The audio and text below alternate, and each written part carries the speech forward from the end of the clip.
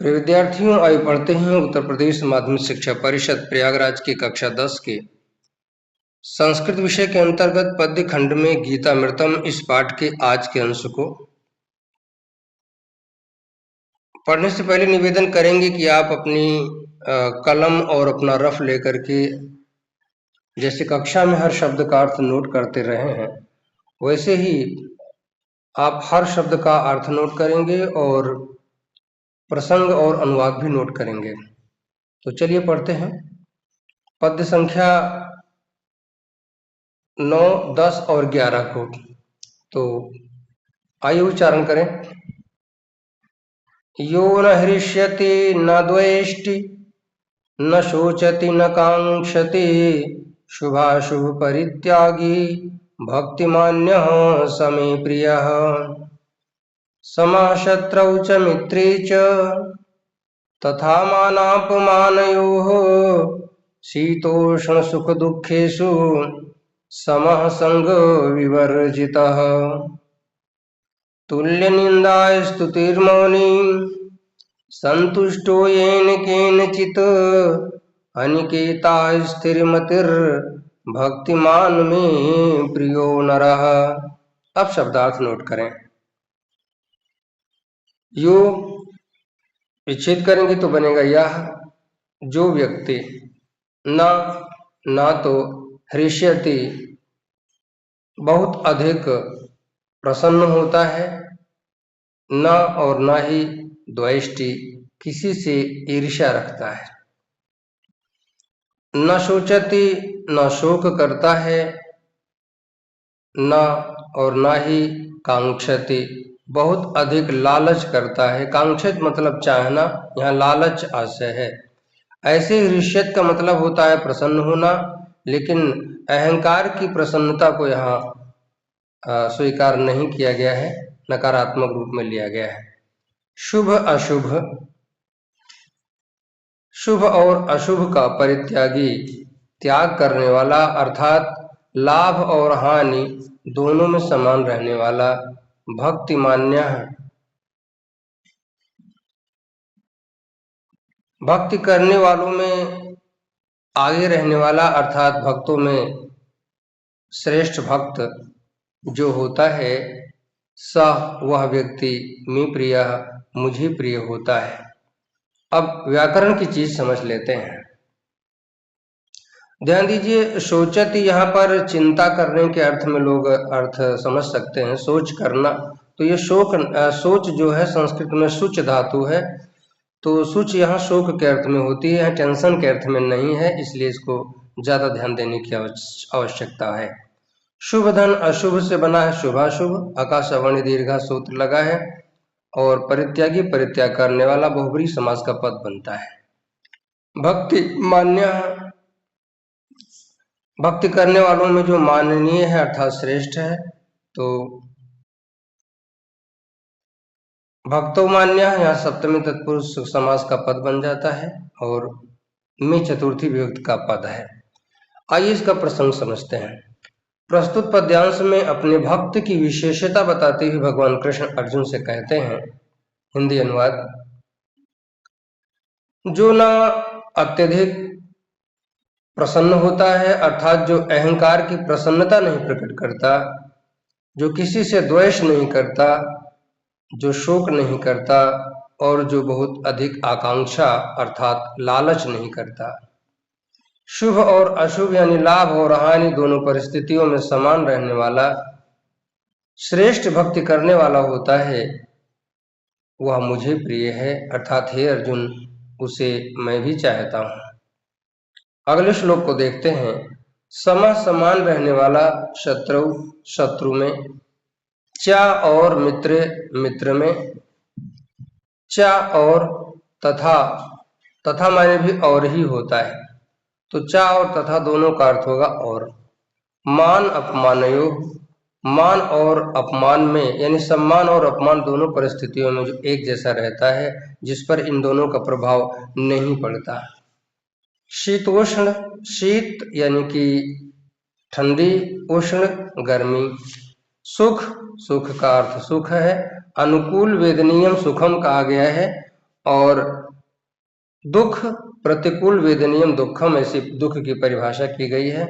तो सुख और दुख में समान रहने वाला, अर्थात सुख और दुख में बहुत अधिक प्रभावित ना होने वाला जो होता है, संग विवर्जिता, जो आसक्ति से दूर रहता है, अर्थात जो माया मोह से अलग रहता है। यहाँ पर भी वो लाइन जुड़ जाएगी, भक्तिमान, भक्ति रखने वाला, सा में प्रिय, वो मुझे प्रिय है, ये अलग से जोड़ना पड़ेगा। तो अब आइए इसका व्याकरण समझते हैं। शत्रु सप्तमी विभक्ति का पद है और मित्रे ये भी सप्तमी का पद है। यहाँ ना तो चतुर्थी है और ना द्वितीया है, ये दोनों भ्रम पैदा करेंगे, इसलिए दोनों हम बता रहे हैं। मान धन अपमानयो, आकाश बणे दीर्घा सूत्र लगा है मान और अपमान में। शीत धन उष्ण, शीत धन उष्ण, शीतोष्ण बना है, आदगुणा सूत्र लगा है। सुख दुखेश, सुख और दुख में, तो यहाँ पर द्वंद्व समास भी बीच में बन रहा है।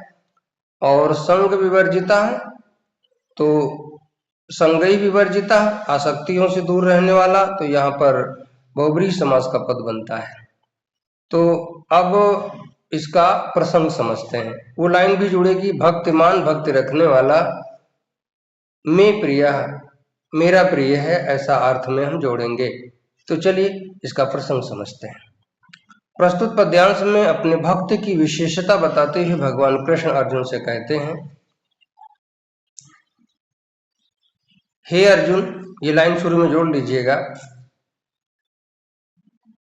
शत्रु और मित्र में समान रहने वाला, अर्थात किसी से शत्रुता या किसी से बहुत गहरी मित्रता न रखने वाला। यह मित्रता का विरोध नहीं किया गया है, लेकिन स्वार्थपूर्ण जो मित्रता है उससे दूर रहने की बात की गई है। अब हिंदी अनुवाद समझिएगा।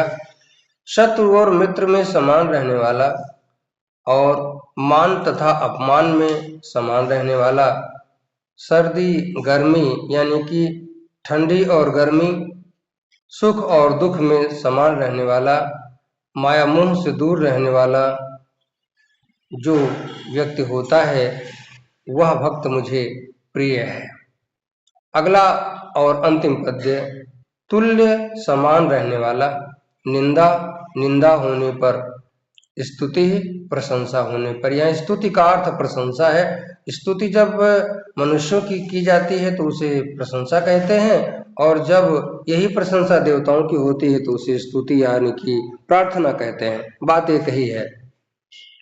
तो स्तुति और निंदा में समान रहने वाला, मौनी, बहुत अधिक ना बोलने वाला, मौन होना यानी कि आवश्यकता तो पड़े तो बोले, अन्यथा व्यर्थ में ना बोलने वाला, संतुष्टा, संतुष्ट रहने वाला, येन केन, जिस किसी से भी, अर्थात जो ईश्वर ने दिया है उससे।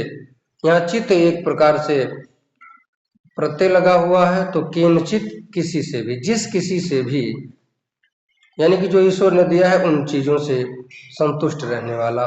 अनिकेता,